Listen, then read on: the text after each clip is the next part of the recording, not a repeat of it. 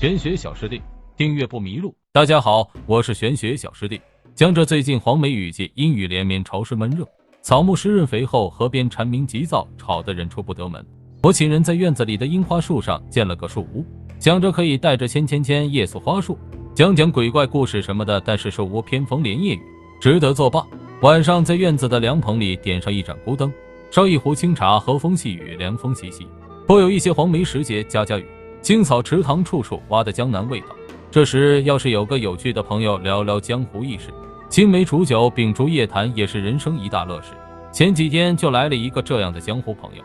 我的朋友大多是不走寻常路的，有点儿古里古怪的。这个朋友就是古里古怪的，他是天津人，出身于金门八大家，家族拥有国外银行股份的那种。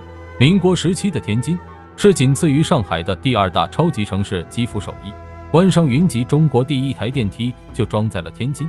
在天津也一直流传着金门八大家的说法，天津未有富家姑衣街上好繁华，才是大树卞家东韩西木也属他，正德黄义德王义照林家长岳阳，高台街华家门滨窑胡同李善人。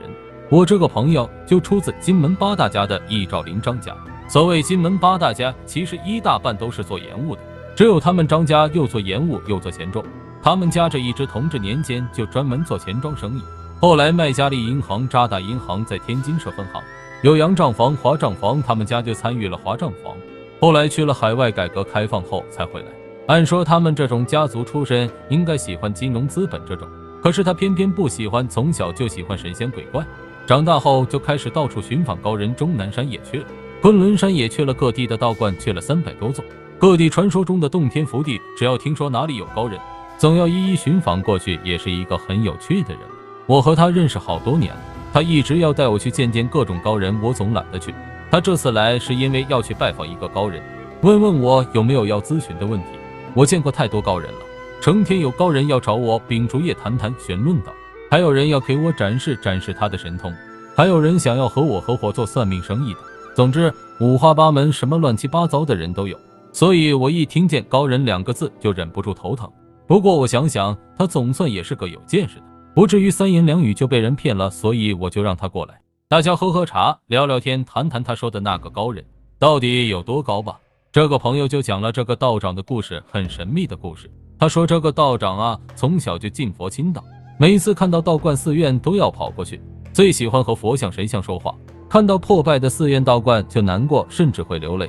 这个人聪明绝顶，很轻松就考上了顶级学府，毕业后分配到省厅办公室，后来给当时的1把手做秘书，就是传说中的2号首长，可以说官运亨通，前程似锦。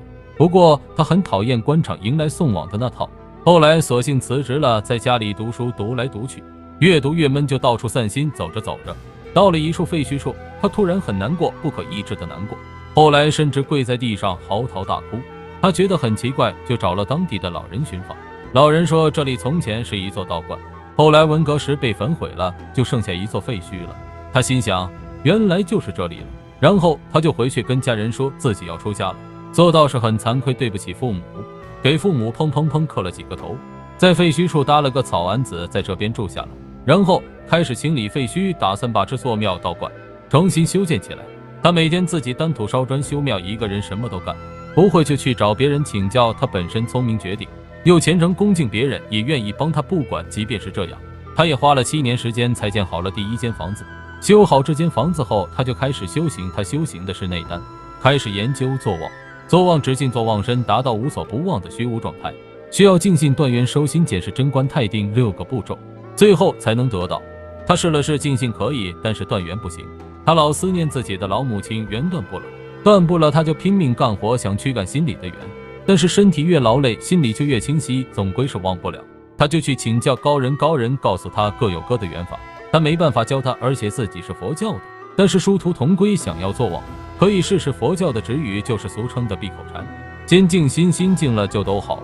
于是他就开始修闭口禅。闭口禅吗？顾名思义就是不说话，到了非说不可的时候，他就拿一张纸，在上面写上要说的话。这个闭口禅他一修就是3年，是的，他整整3年没有开口说一句话。3年后他终于断缘，紧接着收心检视贞观，进入太定境。但是如何得到呢？他又不明白了，他苦思冥想，怎么也想不明白。这时他就做了一个梦，梦到一个白胡子老头说：“你这个愚钝小子，自己窝在这个山沟沟里怎么能得到？要下山去，要去感悟红尘，要去修庙建关，这些全都修好了，你就得到了。”他想了想，也对，他要下山赚钱，只有赚很多钱才能修好道观嘛。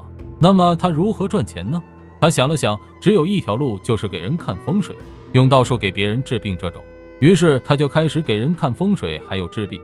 我这个张姓朋友就是在这个时候认识他的。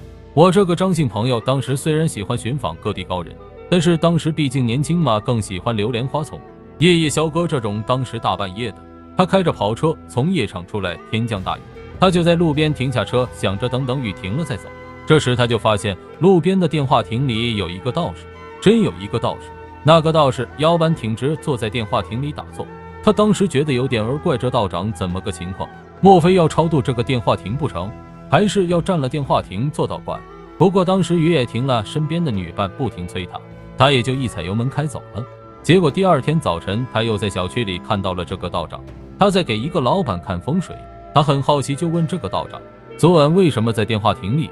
道长就说自己约好了给别人看风水，结果自己记错日子了，早来了一天，又不好意思打扰别人，所以就在电话亭里坐了一晚上。他很惊讶，就问他，你早来了，就提前一天给他看风水吗？或者跟他说让他给你安排个酒店下住下吗？道长摇摇头，约好的日期自己记错了时间，怎么能麻烦别人呢？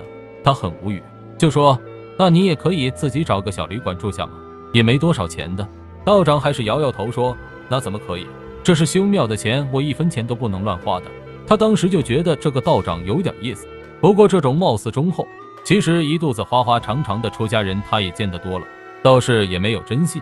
而且他觉得这个道长有点儿烦，因为道长劝他说不要流连花丛了，有机会可以去他那个道观坐坐。后来他真相信这个道长，是因为另外一件事情。几年后，他在一次吃饭时听说了一件事情，有个顶级互联网大佬10年前就得了肝癌，但是找了一个老道长续命，竟然10几年都没事，而且没人知道。他就很好奇，当然要问是谁。那人说了半天是在荒山里的一个道观，古里古怪的一个老道场。他当时已经对玄学很上心了，于是找了个时间去找了过去，发现深山里还真有一座大庙，修得很不错，也就剩下一处大殿没修好了。他很好奇，就进去看看，道观里没什么人，就一个老人在那扫地。他就问老人，老人家，你们当家师傅在不在？那个老人回头看看他，就说，你终于愿意来我的道观坐一坐了。他一惊，竟然是几年前在报刊亭里避雨的道长。道观连个石头凳子都没有，2个人就席地而坐，随便聊了聊，也没说什么。这时老道长就叹了一口气，他就问老道长叹什么气，老道长就指了指大门，说有不速之客到了。说完后没多久就有人敲门，老道长没开门就淡淡的说，我早就说过，缘分尽了，不必再见了。对方就说，知道自己大限之日要到了，只是想给后人问一句话，如何能保住家业。老道长就说，一家之中只能有一个主事的人。那人连声道谢。道长说，你就是这个月了，走的时候没有痛苦，也是风光大噪。我那个朋友他对这个老道长还是半信半疑，想着该不会是安排好的吧，是不是想故意照？于是就说，我看看是谁，然后打开大门看了看，却发现站在门外的是一个鼎鼎大名的人物，还不是大陆的人物，是一个香港商界的领袖级人物。这个大人物被人搀着，恭恭敬敬对着道观鞠了3躬，才慢慢走了。我那个朋友才真正相信了，开始问老道长如何修行。老道长就摆摆手说，修行是最简单的事情，就坐下来念经就行了。他就问，那要怎么做呢？是盘腿坐，还是端正坐，还是怎么做？老道长就笑说，正着坐，斜着坐，颠倒着坐都可以，只要是念经就行了。他就开始念经，念着念着就睡着了。老道长也不管他，他就问老道长，还有没有什么其他的修行法门啊？感觉念经不适合他。老道长说，倒是有几句话。他说，那你快说啊。老道长说，急了就吃，渴了就喝，困了就睡。他问，然后呢？老道长说，然后就成了吗？他大失所望，想着什么修行高人，这分明就是个傻瓜嘛。这时候就有人牵着一头牛进来了，这牛脖子上吊着一个大气球一样的东西，离近看看，原来是一个大瘤子。那人就说，老师傅啊，麻烦救救这头牛吧。城里的兽医说，这是血管瘤，就不活了。老道长说，我看看。他摸了摸牛头，用手抚摸了一下瘤子根部，顺手捡了一根薄如刀片的竹篾，刷一下过去，就把刘子岩根给切掉了，啪嗒一下掉在地上。更神秘的是，这牛头不疼也不痒，晃了晃脑袋，似乎有些惊讶，脖子上的重物怎么没了？然后在那人的千恩万谢里跟着走了。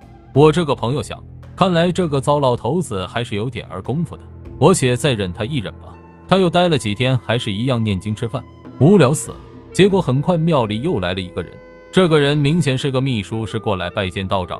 秘书怕道长不清楚他的身份，也把名片给他发了一份。他一看，这个人的身份可是大大的有名，这是国内商界的一个巨头，虽然比不上那个香港人，当时也是赫赫有名了。那个女秘书恭恭敬敬地说，他妹松下亲自来拜见老神仙，想看看老神仙什么时候方便。没想到道长头都不抬，说了一句，不让他来，脏了我的庙门。这句话就太侮辱了。他以为道长不知道这个人，就赶紧给道长使眼色，但是道长挥挥手就让女秘书回去了。他就很惊讶，问老道长，你知道不知道这个人是谁？他只要一句话，别说你这个庙还剩一个大殿，你就是在想修10座庙，他也是分分钟给你修好了。老道长就摇头说，不行的，这个人太脏，搞了几个小老婆，生了孩子，不养还害死过人。他就叹气说，你连一头牛都救，这么有钱，一个大佬都不救。老道长说，这头牛以前给我担过土，修过庙，我当然要救的。他就叹息，想着这老东西冥顽不灵啊，没法搞。后来他就回去了，以后10几年来断断续续也去庙里住过一段时间，修行是修不成的，不过也觉得那地方不错，可以静心。他后来每年去住一段时间，和老道长聊聊天也挺好的。他后来才知道，老道长在某个极高端的圈子里特别受尊重，经常有一些了不得的大人物去问道，老道长都是一视同仁，有些回复，有些不回复，回复也就淡淡说几句。他怀疑这个老道长已经修出了金丹了，就是看人一眼就知道这人的来历想法，而且可以预知未来，判断生死，非常厉害。他问了几次，老道长都避而不谈，只是前几天突然给他打了个电话，说他那座庙终于要修好了，现在就差最后几片屋檐了，等屋檐修好，他也要隐世不出了。所以这个朋友专门从天津赶紧来，也是要赶在他离开前见他最后一面。然后他问我有什么鸟问题就赶紧问，再不问就再也没机会了。我赶紧问他，那我能不能当面问他？我那个朋友撇撇嘴说，估计不成，他这些年什么人都不见了，说不愿意见俗人，怕脏了他的庙门。我说屁的脏了庙门啊，你这个烟杂坡都进得去，这庙早脏了。说归说，我还是请他带我向老道长问了3个问题。我朋友后来说，老道长听了这3个问题，说了一句，你这个朋友倒是有点意思，然后他一一回复了。回复后他又让我那个朋友问问我有没有关于我个人的事情要问，我拒绝了，说自己从不算命也不信命，我命由我不由天，不问鬼神问苍生。我朋友说，那个老道长听说后倒是吟了一首诗，然后转身离开了，第2天也没出现。我那个朋友在道观等了1周，道长都没有回来，估计缘分尽了，他以后也不会回来了。他回去后专门查了查，老道长最后念了这么2句诗，吾家本住在天齐零落白云所石梯，剑术已成军，把具有蛟龙处斩蛟龙。